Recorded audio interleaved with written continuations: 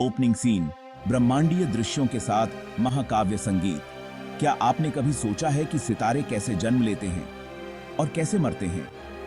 नमस्कार दोस्तों, स्वागत है in video AI official YouTube channel and subscribe this channel पर। आज हम बात करेंगे ब्रह्मांड की सबसे रोमांचक कहानी की सितारों का जीवन चक्र।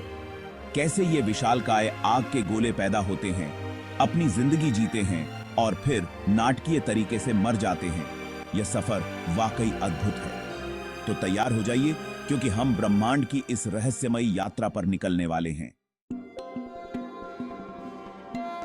हर तारे की शुरुआत होती है एक विशाल गैस और धूल के बादल से, जिसे नेबुला कहा जाता है। ये ब्रह्मांड के पालने की तरह है।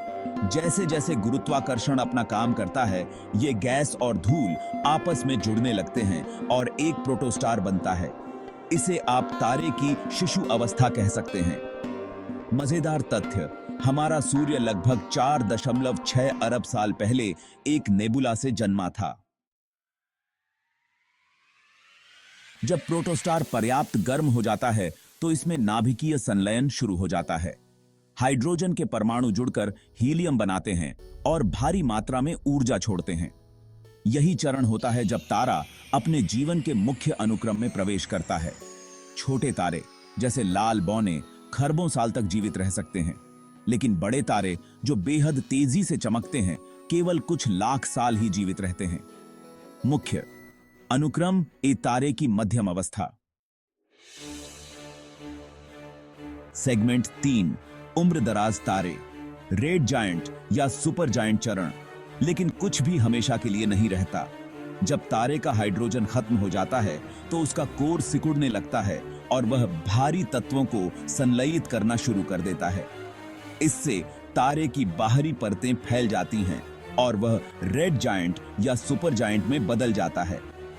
हमारे सूर्य के लिए इसका मतलब है कि यह इतना बड़ा हो जाएगा कि बुध, शुक्र और यहां तक कि पृथ्वी को निगल जाएगा, लगभग 5 अरब साल में।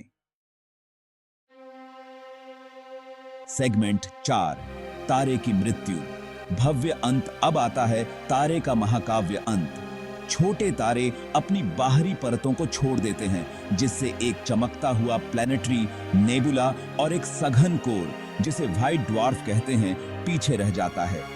लेकिन बड़े तारे, उनका अंत बहुत ही धमाकेदार होता है, एक विशाल विस्फोट जिसे सुपरनोवा कहते हैं। इसके बाद क्या होता है, यह तारे के आकार पर निर्भर करता है। मध्यम तारे न्यूट्रॉन स्टार बन जाते हैं, जो छोटे लेकिन बेहद सघन होते हैं। और सबसे बड़े तारे, वे ब्लैक होल में बदल जाते हैं, जहां से रोशनी भी बचकर नहीं निकल पाती।